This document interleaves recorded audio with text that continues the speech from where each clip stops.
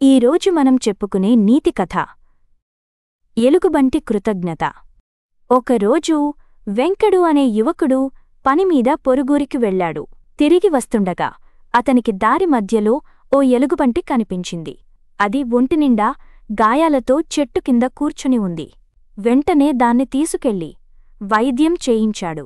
ఆ ఎలుగును ఇంటికి తీసుకెళ్లి జాగ్రత్తగా చూసుకోసాగాడు. అలా 4-5 రోజుల్లో దాని ఆరోగ్యం కుదుటపడింది. వెంకడికి కూడా బాగా అలవాటైంది. ఎప్పుడూ తన వెనకాలే తిరుగుతూ ఉండేది. అదంతా చూసిన వెంకటమిత్రుడు, నువ్వెలాగూ రోజూ కూలి చేసుకుంటున్నావు కదా, దీనికి ఆటాపాటా నేర్పించు. నువ్వు చెప్పినట్లు చేసేలా శిక్షణ ఇవ్వు. అలా డబ్బు సంపాదించుకోవచ్చు అని సలహా ఇచ్చాడు. స్నేహితుడి సలహా ప్రకారం అలాగే చేసాగాడు వెంకడు. ఎలుగుబంటితో చిన్న చిన్న విన్యాసాలు చేయిస్తూ డబ్బు సంపాదించుకున్నాడు. చిన్న ఇల్లు కూడా నిర్మించుకున్నాడు. అలా రోజులు గడుస్తూ ఉన్నాయి. కొన్నాళ్లకు ఇక ఎలుగుతో ఆటలు ఆడించడం మానేశాడు వెంకడు.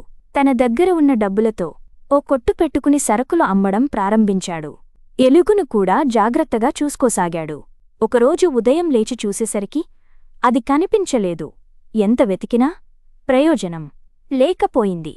దాంతో స్నేహితుణ్ణి కలిసి విషయం చెప్పాడు వెంకడు. నువ్వు కొట్టు పెట్టుకున్నావు కదా, ఇక దాని అవసరం నీకు లేదని వెళ్ళిపోయి ఉంటుంది. దాని ప్రాణాలు కాపాడావు కాబట్టి ఇంతకాలం కృతజ్ఞతతో నీకు బతుకుదెరువునిచ్చింది. వన్యజీవులకు స్వేచ్ఛ కన్నా మించింది ఏముంటుంది అన్నాడతను. ఇక చేసేదేం లేక వెంకడు మనసులోనే ఎలుగుకి కృతజ్ఞతలు చెప్పుకున్నాడు.